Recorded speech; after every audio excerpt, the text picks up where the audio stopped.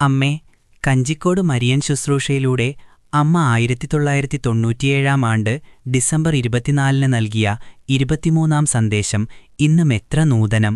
എന്റെ വത്സലമക്കളെ, സ്നേഹത്തിൻ്റെയും പ്രതീക്ഷയുടെയും വിശുദ്ധിയുടെയും അനർഘമായ പ്രകാശമേറിയ പ്രസാദവരങ്ങളാൽ നിങ്ങൾ നിറയണമെന്ന് പിതാവായ ദൈവത്തിൻ്റെ ഇച്ഛാനുസരണം ഇതാ ഒരു തിരുപ്പിറവിയുടെ ഓർമ്മദിനം നിങ്ങൾക്ക് ലഭിച്ചിരിക്കുന്നു. ഹൃദയത്തിൽ പൊന്നുണ്ണിയെ സ്വീകരിക്കുന്നതിനെക്കുറിച്ച് പറയുന്ന ഭാഗം ഒന്നുകൂടി കേൾക്കട്ടെ.